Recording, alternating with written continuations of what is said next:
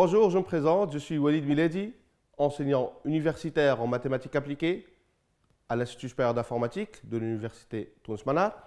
Nous remercions notre partenaire RSE pour l'éducation, Xflowdata.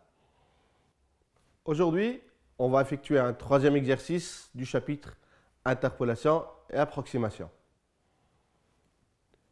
Soit donc la fonction f de x qui est racine de x plus 2 sur 0,2. Rappelez-vous qu'on a pris cet exemple dans la partie cours. Donc on va passer à la première question. Déterminer x0, x1 et x2, sachant que a égale à moins 1, b égale à 1 et n égale à 2, avec la formule suivante, x indice k égale à a plus b sur 2 plus b moins a sur 2, fois cosinus 2k plus 1 sur 2 fois n plus 1 fois pi, k allant de 0 à 2. Ces points s'appellent les points de Chebyshev qu'on verra plus tard. Deuxième question, on va estimer l'erreur maximale d'approximation sur les points d'interpolation sur moins 1, 1.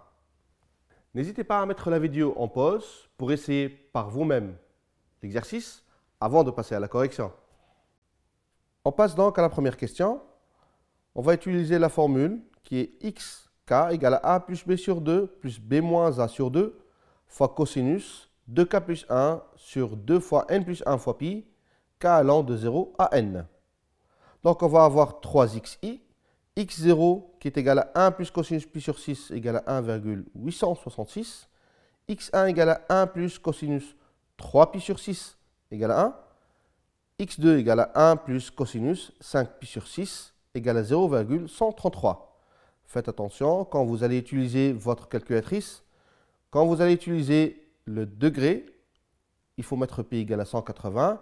Sinon, avec le radian, vous mettez pi égale à 3,14. En fait, ces trois points sont équidistants dans 0,2. On peut très bien le vérifier. x1 moins x0 en valeur absolue égale à x2 moins x1 en valeur absolue égale à 0,866. Dans l'application du théorème du cours, on avait à approcher la même fonction racine de x plus 2 avec un premier essai sur 0, 1,5 et 2. Et on avait trouvé le max de E1 de x inférieur ou égal à 8 10 puissance moins 3.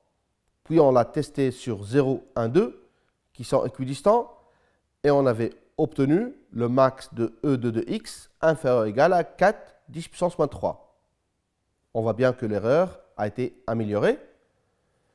Les points qu'on vient de calculer sont les points de Chebyshev.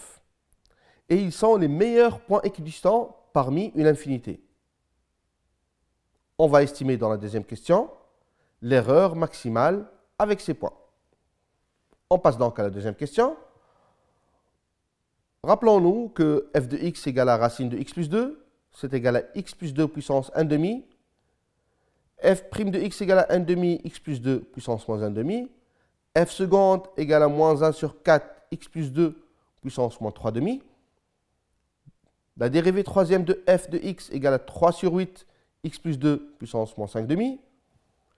La dérivée quatrième de f de x égale à moins 15 sur 16 x plus 2 puissance moins 7,5. Rappelez-vous qu'on avait donné la formule pour trouver ces dérivées. Et on va avoir la dérivée troisième de x est décroissante de 0,066 vers 0,011 et le maximum qu'on cherche est égal à 0,066. D'autre part, a de x égale à x moins x0 fois x moins x1 fois x moins x2. Et on trouve a de x égale à x puissance 3 moins 3x carré plus 2,247x moins 0,248. On dérive.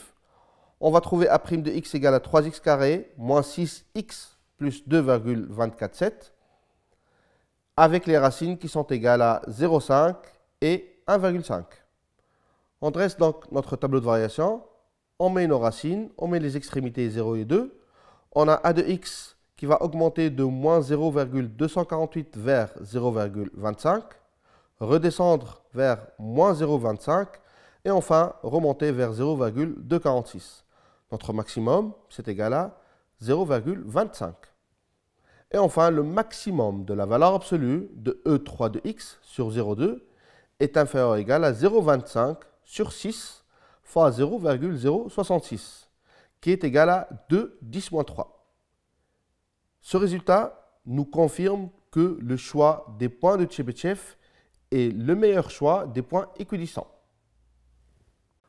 Donc, avec les résultats qu'on vient de voir, même si l'interpolation polynomiale nous donne de très bons résultats, on l'a vu dans la partie cours, on peut toujours l'améliorer en choisissant des points équidistants. Et les meilleurs points équidistants, c'est les points de Tchebychev. Une remarque pour clôturer ce chapitre. Certaines fonctions, comme par exemple f de x égale à 1 sur 1 plus x carré, créent un phénomène qui s'appelle le phénomène de range. Parfois, on ne peut pas calculer analytiquement les racines parce que notre fonction est transcendante et fortement non linéaire. Et d'ailleurs, c'est le but de notre prochain chapitre. Ce phénomène, on va pouvoir l'observer avec le graphe suivant. On va remarquer que la qualité de l'approximation est en train de décroître, même si on ajoute des points. La courbe en noir, par exemple, est la fonction de range. C'est celle qui nous intéresse. C'est elle qui crée ce phénomène.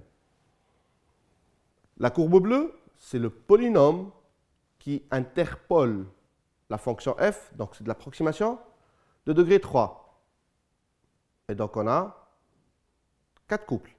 La courbe verte, c'est le polynôme de degré 5. Donc on a 6 couples. La courbe mauve, c'est le polynôme qui approche notre fonction f de degré 9, donc il y a 10 couples. Même au-delà, la courbe rouge, c'est le polynôme qui approche notre fonction f de degré 13. On a 14 couples. Et si on regarde bien cette courbe rouge, elle est très loin d'être une bonne approximation de notre fonction f. Il y a une très forte non-linéarité à l'extrémité. Merci d'avoir regardé cette capsule. Continuez à bien travailler. N'oubliez pas de vous abonner à notre page et de la partager.